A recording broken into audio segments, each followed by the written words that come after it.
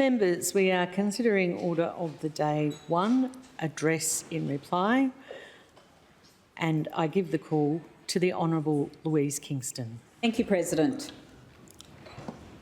Well, here I am finally, after having to postpone my speech from a couple of weeks ago.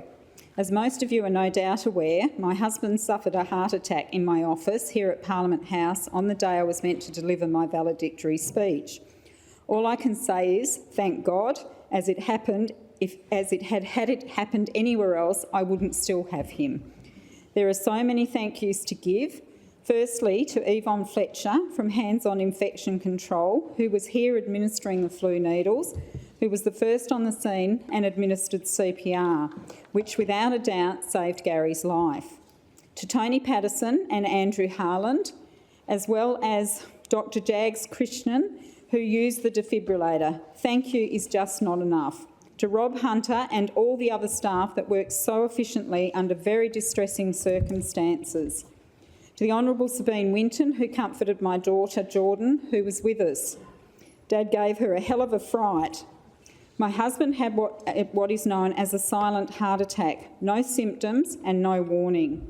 He did not present as I thought a heart attack would look like. No pain, no clutching his chest, dizziness or breathlessness. I honestly thought he was choking until his breathing and pulse stopped. I now know that this is much more common than realised, so I hope by speaking about it today that more people learn about it and better indications are developed. Gary, as I've spoken about before, had a prostate cancer operation early last year, and all the tests conducted then and recently did not find any of the usual indicators of blocked arteries. I would say that is because of his enormous heart and his selfless nature that I have been blessed to have for nearly 25 years. Even in his recovery, it has been a challenge to get him to look after himself first. To the St John ambulance officers, you are absolute heroes, and my time at Sir Charles Gardner watching your dedication and the signs on your ambulances brings me back to the fact we don't reward our frontline workers nearly enough, and something needs to be changed. As with the incredible nursing staff, who I had lots of interesting conversations with, what they put up with because they are dedicated to their calling is nothing short of awful. Little things that could be changed with a stroke of a pen, which I've written to the Minister for Health about. How is it even a thing that they have to arrive 45 minutes before their shift to get a parking spot, only to have to pay for it when there is free parking available at Greylands? All they need is a bus to deliver them at each shift, which used to happen and then stopped. On numerous occasions, I had to park at Parliament House and get an Uber to the hospital because there was no parking. So Labor, here's the solution. Reinstate the free parking and buses for the staff, or charge us and give it to the staff, because we can't survive without them. Many would say we can survive without us, tongue in cheek. The incredible teams of surgeons from the cardiothoracic unit, the work you do is better than art. Gary had to have a quadruple bypass. I won't go into the details for the squeamish, but remarkable is a word that springs to mind. Gary is in the gallery today because of each and every one of you. Had it happened anywhere else, it is likely he wouldn't be here. To our daughter Jordan, who has returned to our business to keep it running, I'm so sorry you had to witness such a traumatic event. It's tough for the trained professionals at the best of times. To her partner Zane, thank you for looking after her so well. To our incredible staff who have gone above and beyond the call of duty to keep our business going, thank you. We owe you so much. To Michael, my newest nephew, who is here as well, thank you for looking after me on that fateful day. I know it was difficult for you to be back at the hospital you yourself spent a long period of time at following your accident. To the rest of my family, Isabella and Alex, little Oakley, who kept us entertained and was the best distraction. Thank you for letting me stay while I needed it as well.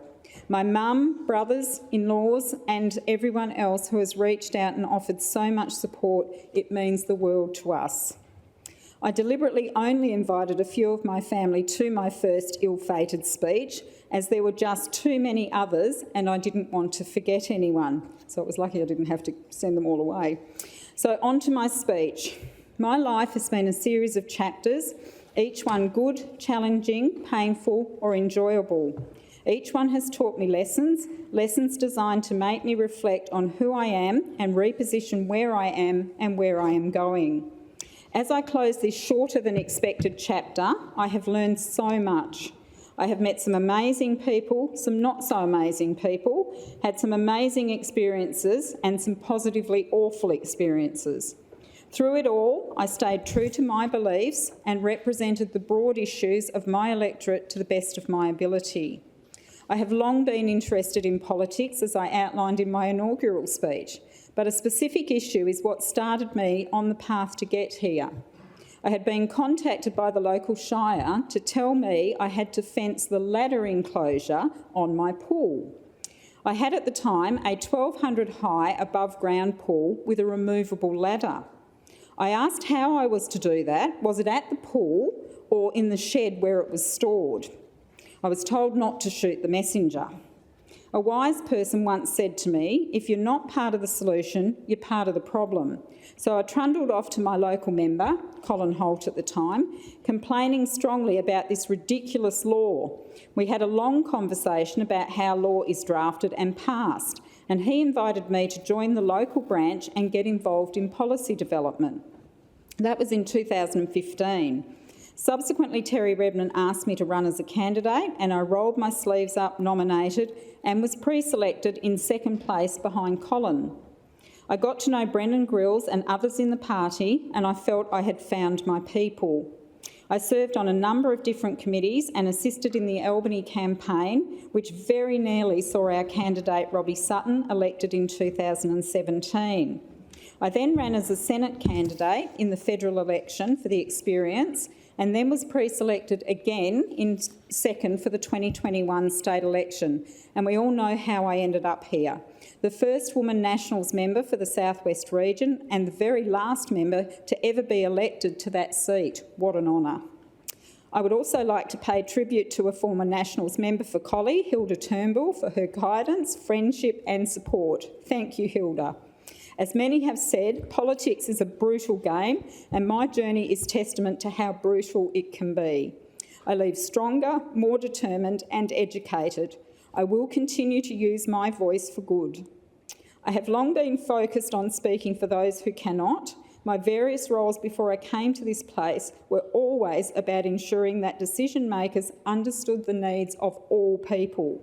It is why I champion strongly for the forestry industry and the firearms legislation. There wouldn't be a law-abiding firearms owner that wouldn't agree with the premise of their need to be responsible and keep the community safe.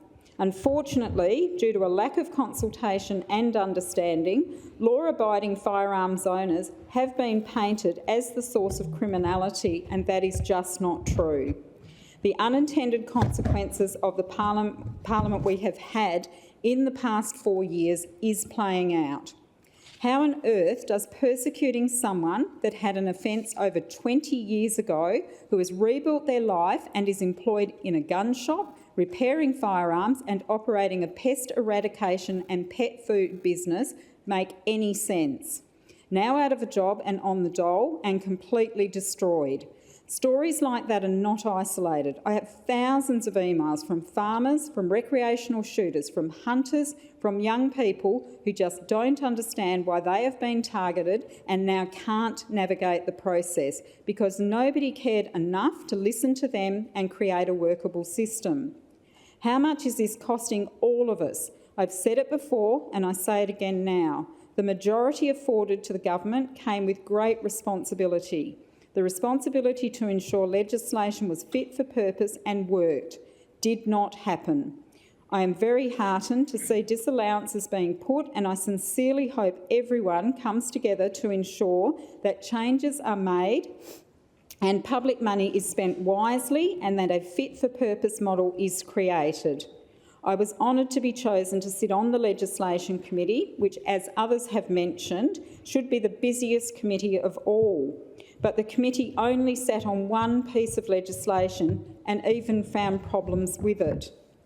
I think the derision from sending most, if not all, legislation has resulted in enormous problems going forward. I again refer to the firearms legislation. It would have been so much better. I hope with the changes to the Council for the next Parliament that is corrected. I constantly referred to my 5 Fs: firearms, forestry, farming, fishing and four-wheel driving, all related and all fails by this government. I've also often referred to the ever-increasing grey layer. All the systems are broken and crumbling. Education standards are not just dropping, they're plummeting. Productivity is in free fall. More businesses than ever are closing. Police leaving in droves. Crime is now a problem for everyone. If building more jails worked, we'd have fixed the problem by now. We need to reframe, or dare I say it yet again, simplify the systems, turn them on their head and focus on the delivery of services, not more and more compliance and regulation. That just makes people miserable. Humans are doers and problem solvers. We can't afford the ever-growing grey layer.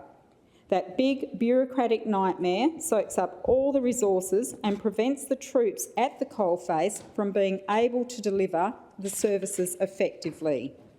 Then there's the silos, and you've got the perfect storm for fragmentation and dysfunction. I've always been a strong advocate for decentralisation. I've also never understood the centralised approach and could see many of the issues it has caused right from the start. We need to bring back the villages and provide a more tailored approach to helping our most vulnerable and those who have been left behind. In a state and country this wealthy, how are people left behind? We need to empower, not disempower people. Labor's Made in WA is something the Conservative side of politics has always advocated for, so it's nice to see them finally catching on. I'm not sure how they're going to deliver it practically when you've closed or are planning to close most of the primary industries such as forestry, fishing and farming. Or is it just products we make from our mining industry? We need a diversified industry base because if mining gets a cold, which it inevitably will, we'll all get pneumonia. I will be watching eagerly in the hope our regional towns are reinvigorated and repopulated because they have so much to offer in terms of addressing many of the problems our capital city is facing. The forestry issue is one that confounds me and many others. We have closed our sustainable industry to import timber from less sustainably sourced areas. It just makes no sense. And we need to keep asking why when decisions like this are made. Problems are solved by being courageous, by challenging the norm and testing the boundaries. This is how we learn and grow. I am proud to be outspoken and courageous. Too many people are now living safely, trying desperately to survive. I will say it again, in a state and country as prosperous as ours, how is this happening? I leave this place knowing I did my best and I fought as hard as I could for those who put their trust in me in the short time I had.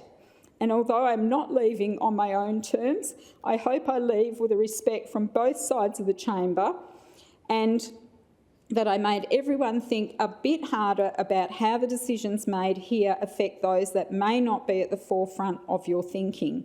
If that is the case, I have succeeded.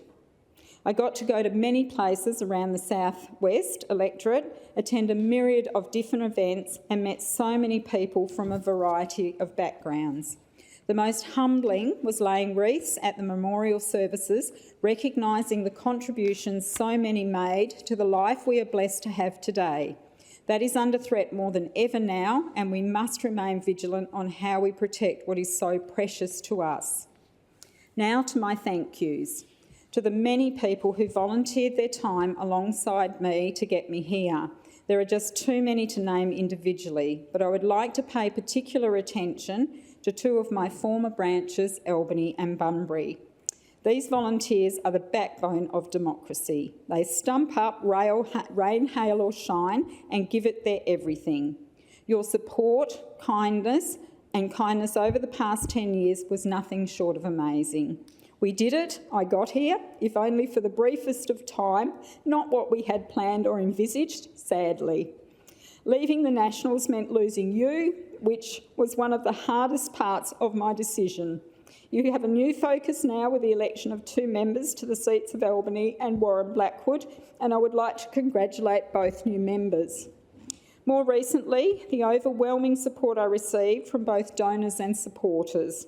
Paul De Silva, Ralph Foley, Bill Gibbs, Brian Rettinger, my brothers, Steve Harrison, and a myriad of firearms owners and other supporters who assisted in the mammoth task of trying to form a group of independents. Selena, Rachel and Katrina, keep fighting the good fight. You worked so hard, it was appreciated by me. Our final 5, what an absolutely mission it was to achieve, with a 3-week campaign and having to get 1,250 individual signatures. But we made history, just not the history we hoped for. Sophia Mamond, the former Ben Dawkins, sorry, I can't bring myself to call you Aussie Trump, Adrian Perrott and Tony Ball. We very nearly got someone elected. I'd say without the interference and incorrect information at the election, we would have fared much better. Unfortunately, we will never know. To the trailblazers who came before me and paved the way, particularly the amazing women who worked so hard to allow me to be here. To the members of the government, firstly the President. It has been an absolute privilege to serve under you. You do the most amazing job of keeping us all under control, a task that is sometimes a challenge. Thank you, and also to those opposite for your support during the difficult times. It was really lovely.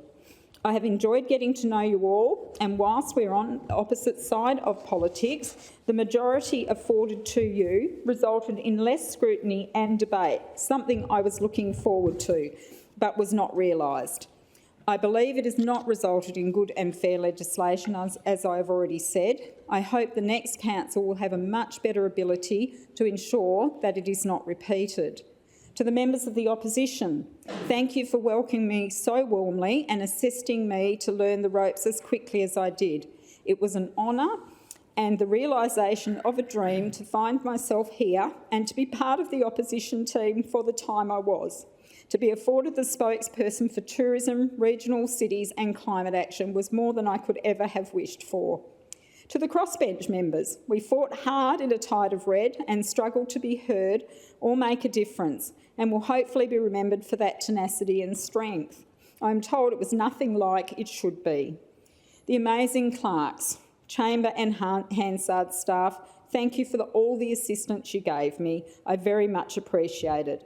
To the catering staff, thank you for being so considerate of my celiac disease and special requirements. The service was beyond outstanding. To all the other staff, Parliamentary Services team, the security staff, protective services, cleaning and gardening staff, you made coming to this place such an enjoyable experience. To my husband Gary, I would never have got here without you. I am the luckiest woman in the world to have you as my better half. You never complain about my aspirations, and together with Jordan have had to do double duty in so many areas while I have been off chasing my dream.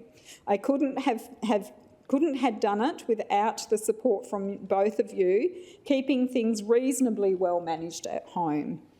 You have always encouraged and supported me in my long journey to get to accomplish a dream so many do not get to achieve. Without your unwavering support and belief in me, I would never have got here. I will never be able to repay all that you have done in our time together. It is an absolute honour to be your wife, and I am looking forward to looking after you while you recover. To my 4 daughters and their partners watching online, I joined Parliament with 3 grandchildren, and I now have 6. We have celebrated 2 more engagements. Every moment I spend with you is just so precious, and I am so proud of who you have all become. Fighting for a better future for you all is why I do what I do and will continue to do long after I leave this place. I spoke about my dad in my inaugural speech and the lessons he and my mum instilled in me, which I have shown in my time here and why I will continue to fight for a better world. To my brothers and their partners and kids, I added a brother and sister-in-law during my time here, as I have spoken about previously, and am so thankful for. Michael, my new nephew, who's here, looking after Gary, and the others watching from afar. Thank you for keeping me grounded and challenging me on a daily basis.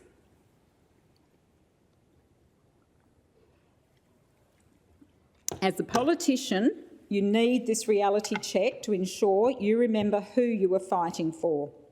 To my mentors and advisors, each and every one of you have, over the course of my life, shaped who I am, taught me things that have kept me focused and driven. Thank you. To the thousands of people who I've spoken to, emailed or met, it has been an absolute privilege to represent you. In many cases, to be told I was the only politician that responded to them. I hope those entering this next Parliament takes this on board. I answered every single solitary email that was ever sent to me, sometimes at 11 o'clock at night. Lastly, but by no means least, my staff, Angela, Katrina and Mel. I just couldn't have done what I did without you. What a fantastic team we had. Way more is expected of you. It's not a 9-to-5 job, but you were always there ready to serve. You made what I had to do so easy. You are absolute legends, and I will miss you all so much. I wish you all every success in your next endeavours and life. There are so many things I will miss, particularly being able to hear what really matters to people and be able to look at ways to make people's lives better. I will miss the enormous resources available. None of my previous positions were ever resourced adequately, and funding programs clunky and unworkable. I will miss the process in this chamber, the robust debates and the presentations. I will miss my morning walk up to Kings Park and standing and reflecting on those that came before me, my first settlers as they sailed up the Swan River, my Indigenous ancestors who I am yet to discover. Did they stand on the exact spot I am standing on today? What would they think of the place we have created? It is bittersweet, or would they be proud? How do we find solutions to the problems we have now? So much to ponder. I will not miss the traffic on the freeway or the drivers who have no clue how to drive or merge. When you live 3.5 minutes from your workplace in Manjimup and there is free parking anywhere you want it, navigating the city is a challenge. As others have said, I will not miss living out of a suitcase or only being home for one night of the week, traversing the electorate and being in my office in Albany. I will miss, however, the time I have been able to spend with my mum, staying with her and learning more about her life's journey, at times incredibly painful. Those conversations make you realise that no matter what life throws at you, you will survive. The stories many of you have shared in my time here and others I have spoken to have inspired me. You can learn and grow from these experiences and use it to help others. So with that, I conclude my speech and prepare to ride off into the sunset on my trusty steed, or Super Outback, tomorrow. Like many others, some under their own terms and some like me that stood ready to serve for longer but didn't get the chance. I feel so privileged to be one of the very few who ever get to serve the people of Western Australia in this place and will hold that dear to my heart forever. I have no idea what is next. Back to enjoy being on our farm in Manjimup, waking up in my own bed, next to my husband I so nearly lost, swearing at the cockies, destroying the walnut trees, all the while admiring their cheeky behaviour. Rescheduling our first holiday we were due to take since 2009 to visit my new brother in Queensland. We've just harvested our first crop of feijoas. What are they, I hear you say? They are an unusual fruit. You either love them or hate them. I love them. They taste like a cross between a custard apple, pineapple and a kiwi fruit.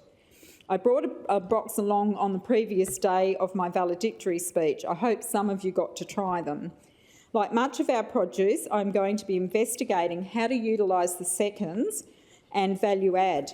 I don't sit still for very long and have never gone wanting for a challenge. So I have no doubt whatever unfolds, it will entail helping others and finding solutions for problems. That is the heart of who I am. Thank you, everyone.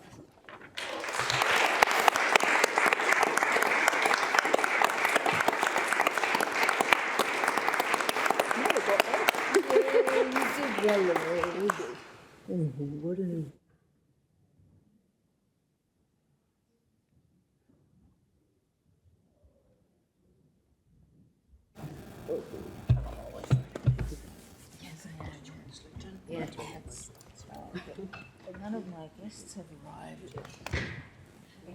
Lots to look after, haven't I? So, we should consider these things everybody wants to. Thank you. I just want to say congratulations. Thank you. Well done. Fall over my chair and break my leg. That'd be the last thing I'd need, wouldn't it? Another trip to Charlie's. Thank you. We'll see you around. Oh yes, I'm not going. You'll be getting emails from me every second day. Thank you. Thank you. Thank you, Clara. Congratulations. Well done on your. Thank you. Thank you. Thank you. I like hugs. I never used to like hugs. I do like hugs now. Thank you. Thank you. Thank you. Thank you. Oh, yes. I had to move. Yeah. I never used to cry. Yeah, I knew it last year. Thank you. Thank you. Oh, yeah. Well done. Did you